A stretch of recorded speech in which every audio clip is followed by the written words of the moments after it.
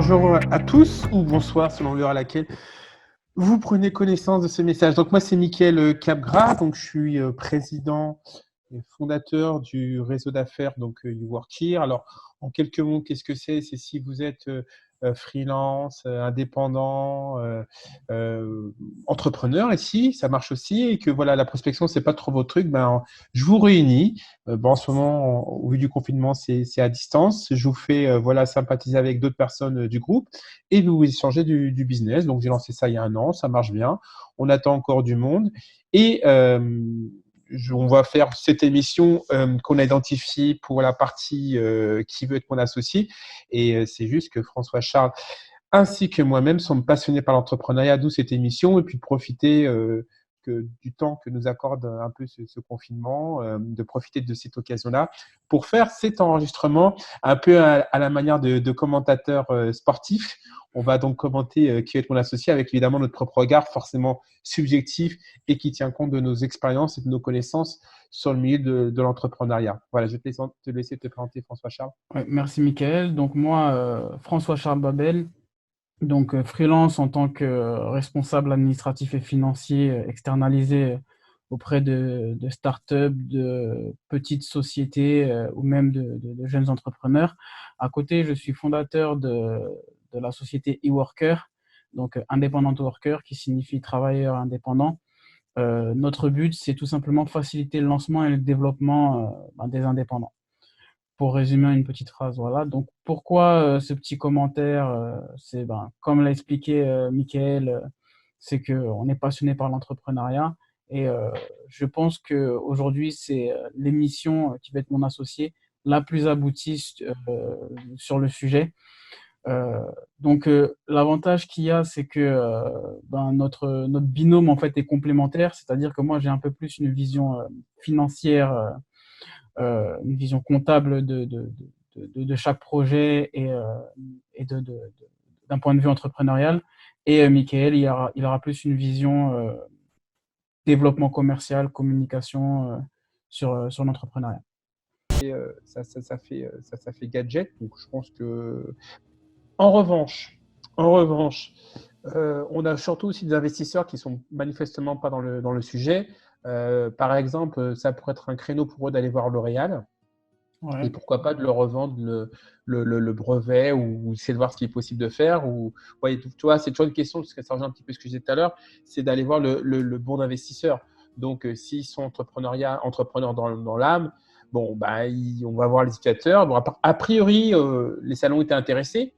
Ils continuent effectivement parce qu'il y a d'autres investisseurs qui peuvent se montrer. Je ne connais pas les chiffres du secteur, mais je crois que le cosmétique, ça représente très, très, très lourd, hein. Je pense que ce n'est pas pour rien que Bettencourt était une des femmes les plus riches de France. Donc ça, c'est une chose. Donc je pense qu'il y a un marché. D'ailleurs, c'est très étonnant d'entendre Catherine Barda dire ce qu'elle a dit quand juste avant, elle a investi pour des, Des protèges des tibia. protèges tibia connectés, hein. Donc, je ne pense pas que le connecté va changer la face du monde. J'étais un petit peu surpris par ce type de commentaire au vu de son précédent investissement, mais passons. Voilà, donc je pense que si j'étais à leur place, le cosmétique, il y a un business. Enfin, moi, je ne suis pas là pour juger ou pas à ce niveau-là, de savoir si… voilà, je vois qu'il y a un business, il y a des personnes qui sont prêtes à mettre beaucoup d'argent, parce que c'est quand même beaucoup de business. Donc voilà, il faut juste trouver le bon fonds d'investissement et peut-être effectivement revoir la conception du produit et peut-être s'améliorer dans la présentation des chiffres. Ouais. Voilà ce que j'avais à dire.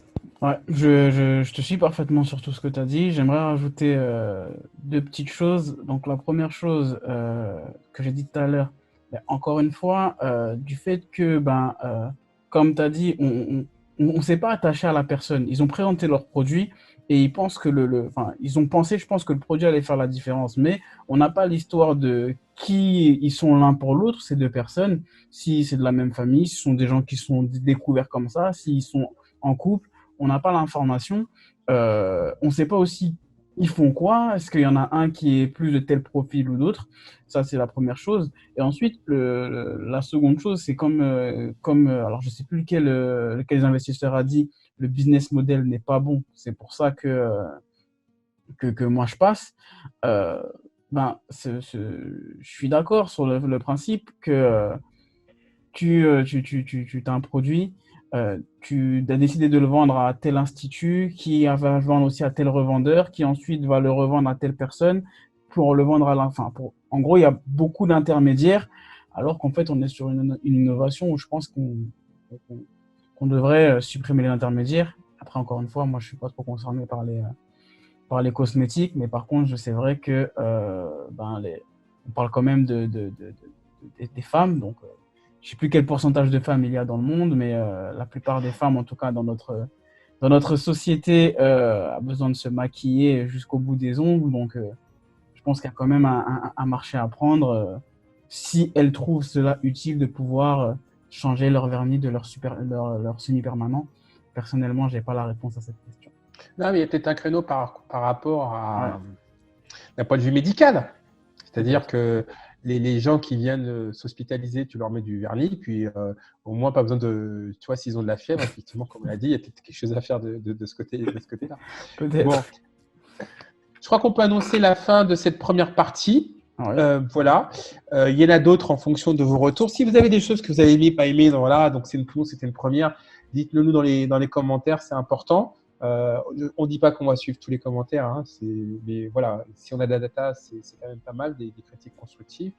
Est-ce que tu as quelque chose à rajouter, Non, non, Yacine? non, non, non, on va continuer sur notre lancée, hein, on en refera une autre très prochainement. Euh, je pense que tout a été dit sur le pourquoi du comment. Donc voilà, on se dit à la semaine prochaine, on va se dire à la prochaine, hein, on ne sait pas Oui, on verra, et parce qu'on verra en voilà, fonction. selon le confinement, selon notre humeur. Exactement, Voilà, exactement. c'est un plaisir, donc c'est quand on a décidé. Ok, eh ben écoute, on vous dit au revoir et à Ouais, très bientôt. à très bientôt.